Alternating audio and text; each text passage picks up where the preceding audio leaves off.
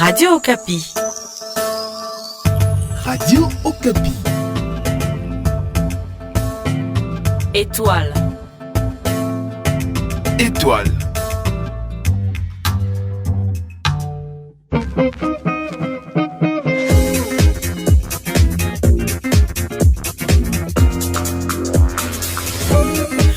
Bonjour à tous, merci d'être à l'écoute de Radio Okapi. Je vous souhaite la bienvenue à ce nouveau numéro du magazine Étoile. On va parler de médecine, on parlera aussi de santé, on parlera de développement communautaire avec un acteur de développement communautaire. J'ai le plaisir de recevoir dans cette émission Dr Michel Mouvoudi. Bonjour. Bonjour Madame Nana. Alors docteur, vous êtes docteur en médecine de l'université de Lubumbashi. Alors vous venez de publier un recueil qui s'appelle 100 questions-réponses pour comprendre la Covid-19.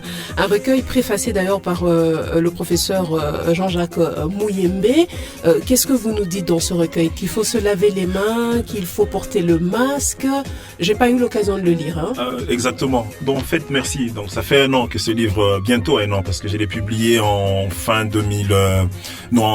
septembre 2020. Et c'était justement lorsqu'on venait de quitter la deuxième vague. Donc ça me rappelle un peu le petit beau temps où tout le monde était content de ressortir un peu de sa maison et de dire voilà, fini cette catastrophe, pas fini. On voyait justement une courbe qui diminuait.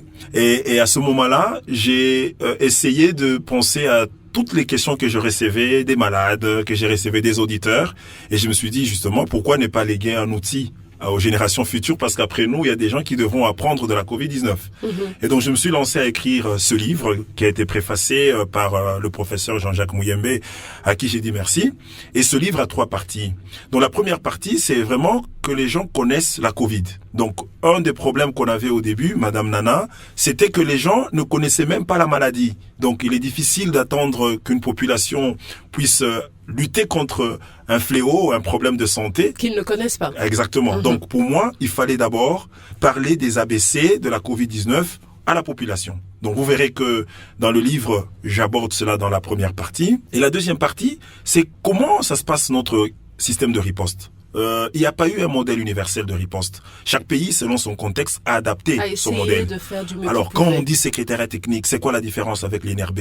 Quel est le rôle du gouverneur? Quel est le rôle du médecin chef des zones? Quel est le rôle, je ne sais pas moi, du secrétaire général? Donc, il était quand même important de bien expliquer à la population qui fait quoi, quand et comment dans la riposte contre la Covid-19. Et la troisième partie, j'ai étalé mon expérience personnelle. Je m'étais personnellement impliqué pour d'abord, aider le pays à développer son plan. Deuxièmement, j'avais des malades qui m'appelaient, qui avaient besoin de mes soins. Et donc, du coup, cette expérience que j'ai vécue pendant cette période, couplée aussi à mes 20 ans d'expérience, m'ont permis de dire, mais qu'est-ce qu'on apprend finalement de cette Covid et comment on se prépare pour les générations futures? Alors, moi, je vais éviter qu'on s'étende sur le Covid-19, même si c'est le sujet est vraiment d'actualité. Exact. Ce que je voudrais vous demander, docteur, quand on est dans un pays où la population a un problème pour accéder à l'eau potable, mais à laquelle on demande quand même de se laver les mains tous les jours, d'avoir une certaine hygiène de vie, comment on fait pour lutter contre la Covid-19? Alors, le vaccin arrive, mais ce vaccin n'est pas tout à fait gratuit. Comment est-ce qu'on veut s'en sortir dans de telles conditions? Alors, je vais séparer votre question en deux. Premièrement, il faut juste que l'on revienne sur ce qu'on a dit. La lutte contre la Covid-19 est une lutte multisectorielle. Ok? C'est pas qu'une lutte en santé. Justement, la desserte en eau, ça va demander que le ministère qui s'occupe de l'eau puisse en rendre disponible. La question, par exemple, du respect des mesures barrières, ce n'est pas que la question de santé, c'est aussi la question de la sécurité, affaires intérieures. Il faut qu'on puisse dire aux policiers, attendez, quand vous voyez quelqu'un qui n'a pas de masque, quand vous voyez quelqu'un qui ne respecte pas la distanciation physique, il faut appliquer la règle. Vous comprenez? Encore une fois de plus, nous restons dans ce paradigme important depuis 1945 avec l'OMS qui disait que la santé, c'est un état complet de bien-être social, mental, physique. Ça veut dire un cadre multisectoriel parce que toutes les questions de santé, y compris la Covid-19, ce sont des questions multisectorielles. Donc, du coup, avec le temps, il faut toujours comprendre que chaque fois qu'on aura un problème de santé, il ne faut jamais croire que les solutions sont uniquement dans le secteur de la santé. Il faut faire participer les autres secteurs. Et le défi que vous évoquez, Madame Nana, est un défi réel sur lequel il faut qu'on travaille. Et le travail ne doit pas se faire qu'avec les médecins, qu'avec le ministère de la Santé. Il faut engager les autres secteurs à y aller. Tous les secteurs. Quand on parle de la communication, c'est aussi le ministère de la Communication. L'éducation joue un rôle important pour que déjà à l'école les enfants apprennent comment observer l'hygiène, ainsi de suite. Donc ça c'est important. Donc et là-dessus, je suis d'avis avec vous que c'est une leçon qu'on devra capitaliser pour faire en sorte que demain l'on ait l'implication des autres secteurs, mais à haut niveau.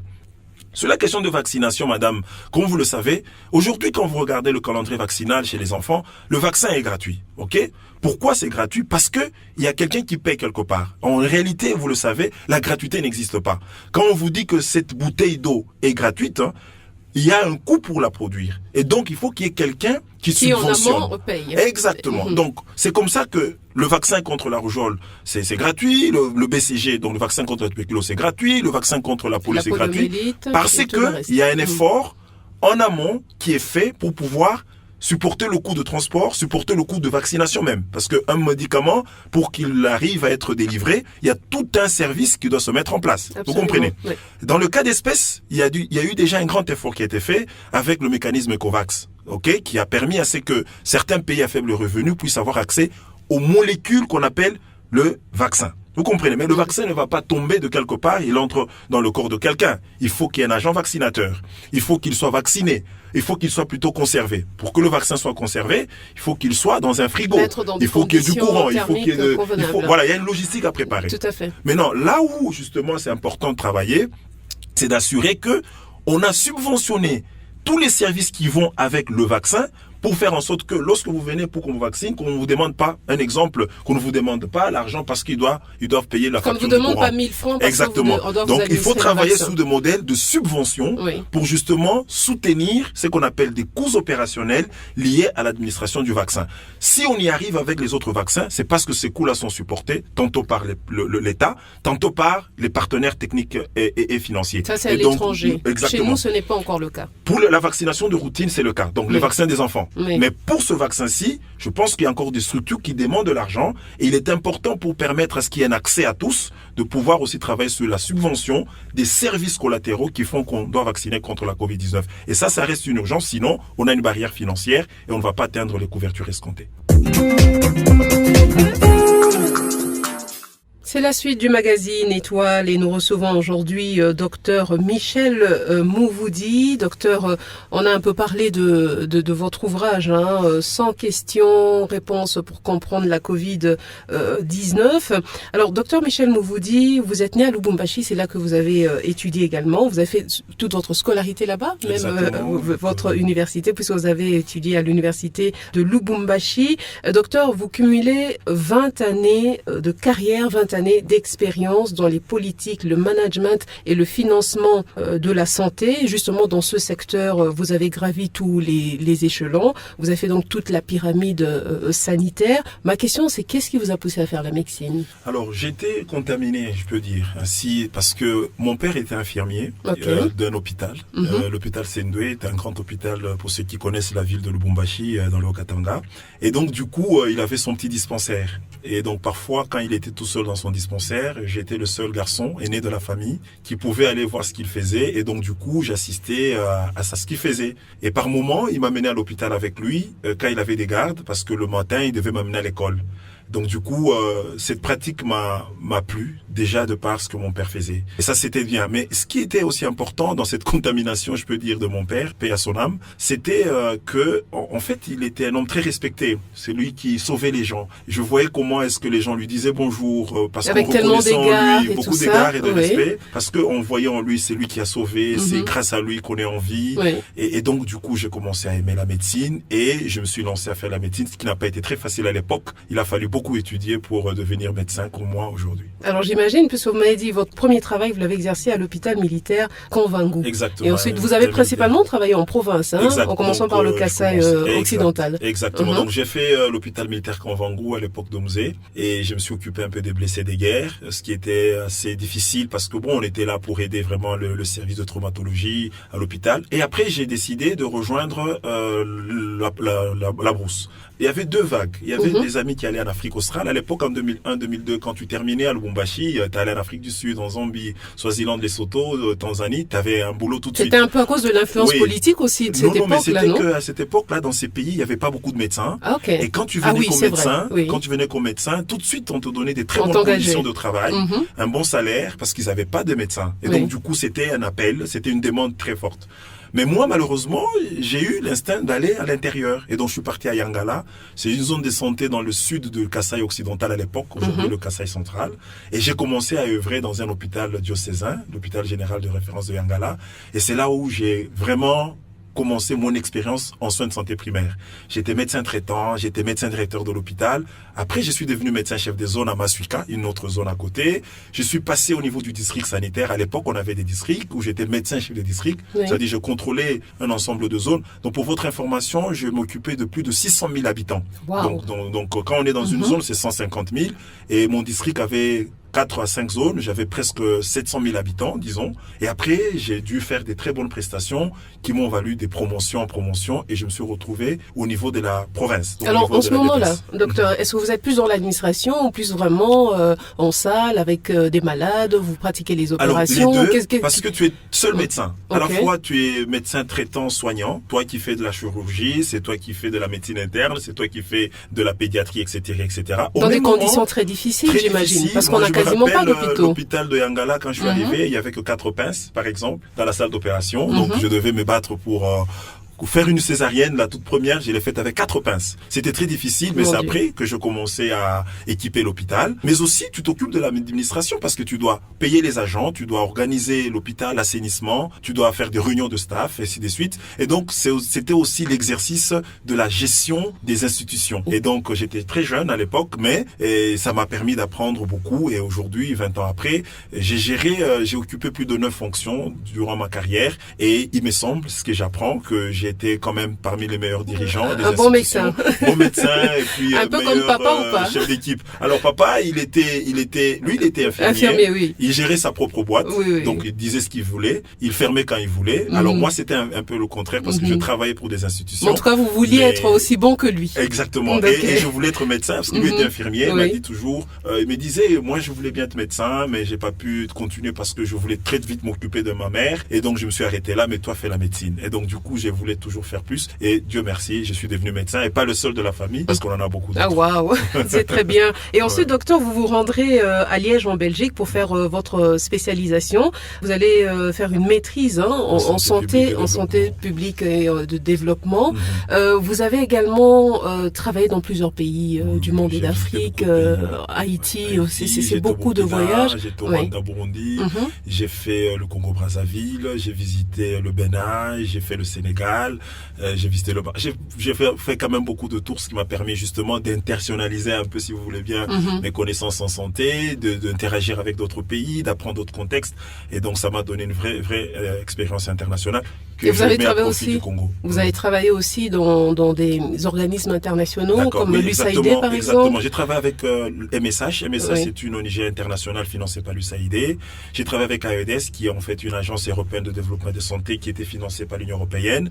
J'ai travaillé beaucoup avec ORDED, en fait, qui est une ONG qui travaille principalement sur les questions de santé de manière globale, mais aussi d'éducation. J'ai travaillé pour ERA, pour pas mal de bureaux d'études en Afrique, et j'ai travaillé aussi pour la coopération belge dans le cadre de la lutte contre la maladie du sommeil. À l'époque, je m'occupais de la province du Kasaï occidental, aujourd'hui le Kasaï central, et je suis aussi actuellement à la Banque mondiale où je m'occupe des programmes santé. Et donc voilà, c'est un bon analyste. Non, c'est une carrière qui est très riche. Ce que je voudrais aussi vraiment qu'on parle, docteur Michel Mouvoudi, c'est aussi votre implication dans la lutte contre la propagation de l'épidémie d'Ebola. Ebola, vous avez travaillé en 2007. Exactement. Donc en 2007, il y avait une épidémie d'Ebola qui a éclaté à Kampungu. Tout de suite après, il y a une autre épidémie qui a éclaté aussi à Mweka. Donc j'étais dans l'équipe parce que je m'occupais à l'époque de la commission urgence et catastrophes provinciales. Donc quand il y a des épidémies comme ça, c'est moi qui étais le premier à aller là-bas. C'est là justement que je fais reconnaissance avec le professeur Muyembe parce que c'est lui qui nous donnait des idées, on le lisait déjà. Et après, là, je suis revenu à Kinshasa. Il y a eu une épidémie similaire à Djera, dans la Chouapa. Je me suis impliqué dedans. Après, il y a eu une épidémie dans l'Équateur. Je me suis impliqué dedans. Finalement, la grande épidémie d'Ebola qui s'est passée à l'Est, où j'étais vraiment dedans. Beni, Butembo, Katoa, partout. Ituri. On a travaillé longuement. Et donc, du coup, j'ai aimé la lutte contre les épidémies. Maladie du sommeil, Exactement. Ebola, Covid-19. Moi, j'ai envie de vous demander, docteur, comment est-ce que, puisque vous avez beaucoup aussi fait l'intérieur du pays, comment est-ce que vous analysez le comportement, justement, des populations quand vous venez sensibiliser, poser des questions, essayer de comprendre, parce que vous organisez aussi, finalement, la riposte. Comment est-ce que les gens réagissent face à ces épidémies qu'on ne connaît pas très bien? Il doit y avoir une certaine réticence. Exact. Alors, ce que j'apprends d'abord de la RDC, moi, j'ai eu la chance de visiter, de travailler dans 25 provinces sur 26. L'unique province que j'ai pas encore visitée, c'est le Bawele. Mais j'étais partout, j'ai fait vraiment ce pays. Première chose, les populations sont différentes. Si vous regardez l'Est, les gens, le comportement des gens de l'Est, par exemple, regardez Nord, Sud, Kivu, vous allez à l'Ouest, vous allez Kouangokui, Luma, Ndombe, vous n'avez pas les mêmes habitudes. En fait, on est 26 pays, hein. J'ai toujours dit ça, la RDC, c'est mais un seul peuple. Un seul peuple. Mais en fait, vous avez des contextes différents, des niveaux de compréhension différents, vous avez des cultures différentes, et ça, c'est notre richesse, hein. Et je pense, il y a quand même deux dénominateurs communs. Le premier dénominateur commun que je remarque, c'est que quand vous travaillez, faites confiance à la population, jamais écarter cette population et essayez de l'écouter. Chaque fois que moi j'ai eu le temps d'écouter la population, chaque fois que j'ai eu le temps de l'associer dans ce que je faisais, déjà quand j'étais médecin traitant, médecin directeur de l'hôpital, moi le salongo, j'ai commencé à l'appliquer à l'hôpital les samedis avec des volontaires du village. Mon hôpital était très assaini, d'ailleurs parmi les hôpitaux du diocèse, je me rappelle, le père évêque disait toujours, ton hôpital est toujours propre, mais c'était la population. Premier élément. Donc chaque fois que vous associez la population, vous arrivez... Le travail avance mieux. À avoir des résultats. Et la population, c'est un meilleur partenaire. Il faut jamais voir la population seulement comme un bénéficiaire, mais c'est vraiment un partenaire. Ça, c'est le premier élément, la première leçon que j'ai tirée. Mais la deuxième leçon aussi, c'est que quand vous avez des résistances, ok, il faut pas toujours être dans une position de dire les gens sont idiots, les gens ne comprennent pas. Il y a une raison. Soit les gens ont entendu quelque chose, ou n'ont pas bien compris, soit alors il y a une information qui se véhicule et qui n'est pas correcte. Donc, une résistance, en fait, c'est une réaction pour moi. C'est une réaction de la population vis-à-vis de quelque chose qui circule.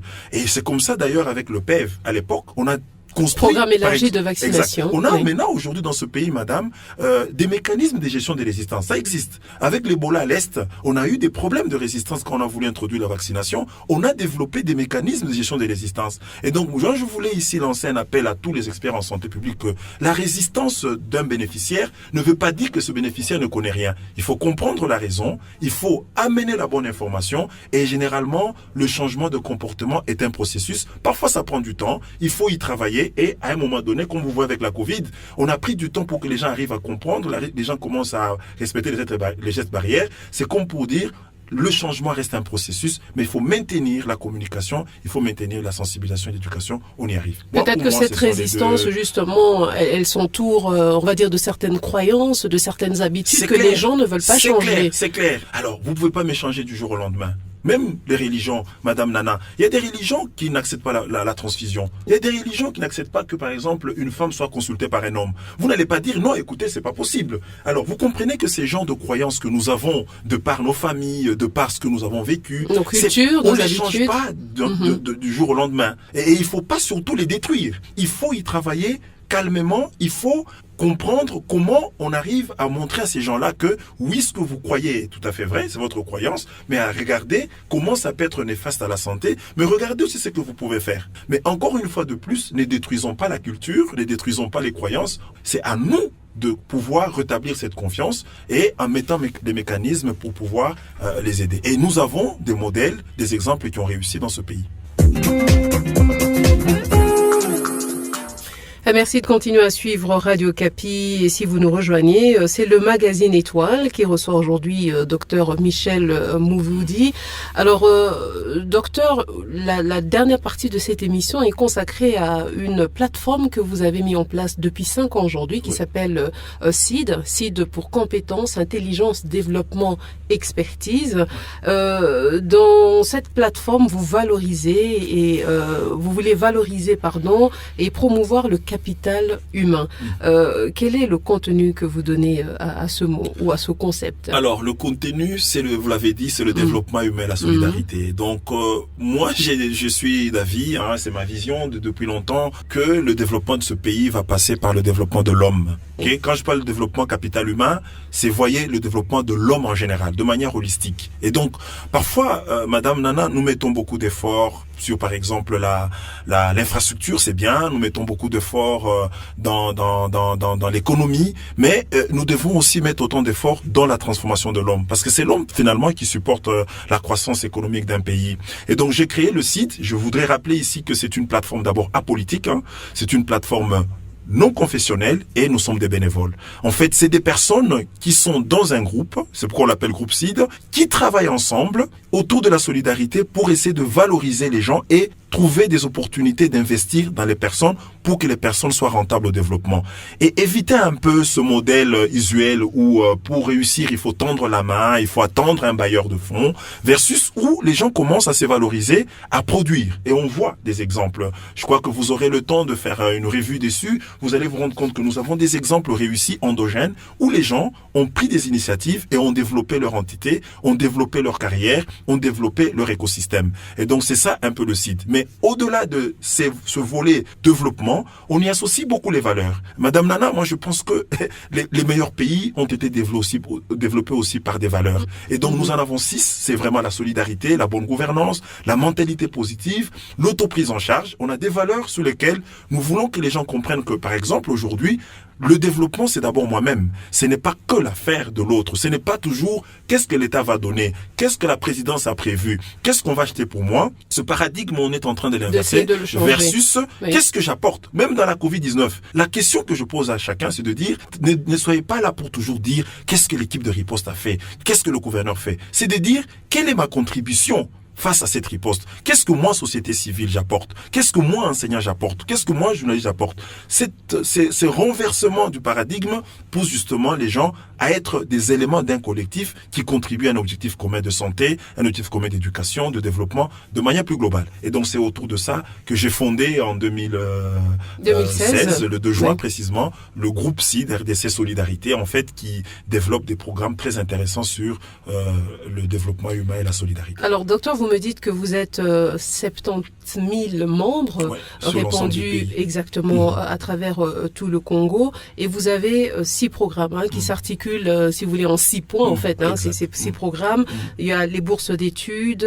Vous investissez aussi dans les écoles en offrant des bancs, par exemple, des craies, exactement. Dans la santé, vous êtes dans la formation, vous êtes aussi dans l'apprentissage d'un métier, et le tout dernier volet que vous êtes vous avez déjà mis en place. L'IDH, donc l'agriculture. Voilà, c'est dans l'agriculture. Sur les bourses d'études, effectivement, on en parle beaucoup. Bourses d'études et formation, on va les combiner parce qu'on n'a plus beaucoup de temps. Souvent, les jeunes se plaignent justement de ne pas avoir l'information. Et je veux quitter le Congo, aller me spécialiser ailleurs, je vais étudier dans tel ou tel autre pays. Exact. Mais souvent, les jeunes sont butés, en tout cas du moins c'est ce qu'ils disent, à un problème d'accès à l'information. Et vous, à travers cette plateforme, CID, c'est d'aller justement vers les jeunes, donner l'information. Exact. Et les accompagner. Vous m'avez dit par exemple que vous avez signé une convention avec l'université Sédar Senghor, qui justement nous met au courant des opportunités de bourse. Et ce que nous faisons en RDC, nous organisons des cafés rencontres. On les appelle comme ça. Ce sont des petits forums à travers les communes, à travers les chefs-lieux des provinces, les villes, où nous partageons ces opportunités, et ceux qui sont éligibles, nous les accompagnons pour pouvoir postuler. Ce que nous disons aux jeunes, aux gens qui veulent aller, c'est d'essayer. Vous ne perdez rien en essayant, et nous apportons le maximum d'aide en termes, par exemple, de poster le dossier, avoir une recommandation, aider quelqu'un à bien construire son projet de mémoire. C'est quoi? Les jeunes ils viennent chez vous, vous voir. Alors, ils vous consultent. Ils nous consultent. Nous avons des pages Facebook, nous avons des des sites web, nous avons des groupes WhatsApp et nous utilisons à fond le numérique parce que c'est quand même un outil qu'il faut capitaliser aujourd'hui. Alors, à côté de ça, on est conscient qu'il y a aussi pas mal de gens qui ne sont pas dans les réseaux sociaux. Exactement. Nous utilisons ceux-là qui sont dans les réseaux sociaux pour organiser des petites conférences dans les églises, dans les quartiers, dans les institutions de travail, dans les entreprises et informer les amis en disant, chers amis, vous savez par exemple qu'il y a une bourse d'études pour aller faire un master en économie au Maroc. Et à ce niveau-là, on a beaucoup d'exemples où les gens ont essayé. Aujourd'hui, ils sont au Maroc, sont aux États-Unis, au Canada, en Belgique, en France, en train de faire une licence, un master. En revenant demain, ces gens peuvent challenger des grands postes. Donc ça, c'est un programme intéressant, justement, qui vise à faire de la diffusion, de l'information et du coaching pour ceux qui veulent aller de l'avant. Et nous y travaillons sur l'ensemble du pays, raison pour laquelle, dans chaque province, vous avez un groupe site. Ce groupe, c'est un groupe relais. C'est un canal par lequel nous passons pour diffuser au maximum les opportunités dans le cadre des bourses d'études, mais aussi des formations au niveau national, mais aussi au niveau international. Alors, ce qui est intéressant, en tout cas, ce que moi j'ai trouvé intéressant, docteur, c'est que vous me dites que les différents membres de CID se proposent aussi d'offrir des formations, leur savoir-faire, leur coaching, Exact. de manière gratuite Exact. à tous les participants. Exact. Très couramment. C'est dans quel domaine? Alors, tous les domaines. Donc, tous les domaines qui touchent au développement. OK? Je suis agronome, je suis journaliste, en fait, tout ce qui touche au développement intéresse le CID. Donc, qu'est-ce qu'on fait, madame? C'est que j'ai réussi ma vie. D'abord, j'ai un témoignage à partager. D'accord? Il y a déjà des gens qui ont besoin que de savoir comment êtes-vous devenu journaliste de renom à la Radio Capi? Comment vous avez fait? Il faut déjà dire aux gens que c'est possible. Moi, je suis devenu ce que je suis devenu médecin, je suis devenu banquier, je suis devenu agronome, je suis à la présidence, je gère un grand projet. Voilà mon parcours. Je suis parti de rien. Et déjà, beaucoup de membres ont repris confiance en eux-mêmes, ont repris espoir en écoutant des gens qui sont partis de rien. Et ça, il faut le faire. Il faut parler aux gens. Nous montrons aux gens ce que nous sommes. Nous montrons des véhicules aux gens. Nous montrons nos maisons. Mais c'est pas ce qui intéresse l'autre. Ce qui l'intéresse, c'est de dire comment tu y es arrivé. Comment moi aussi je peux être. Voilà. Et ça, nous prenons beaucoup de temps dans le groupe CID en partageant les best pratiques. Donc, les bonnes pratiques. Pas les mauvaises pratiques parce qu'il y en a beaucoup aussi en RDC où les gens ont détourné l'argent de l'État et après, ils commencent à devenir des modèles. On n'est pas dans ça. On est dans des modèles où les gens ont réellement réussi à travers des efforts. D'une part. D'autre part, il y a des gens qui veulent donner un peu de leur temps aux générations futures. Moi, je termine, je suis dans une grande organisation, j'ai mes congés. Un mois de congé, je peux dire, mais je peux prendre 4 jours pour parler aux gens de l'entrepreneuriat. Et parfois, c'est au prix de rien. Ce qu'on appelle un peu populariser la formation, que je forme les gens. Parmi ces gens-là, il y en a toujours qui osent et qui te disent, moi aussi, je vais essayer ce que vous avez fait. Vous comprenez? Alors, imaginez-vous si nous sommes 100 000.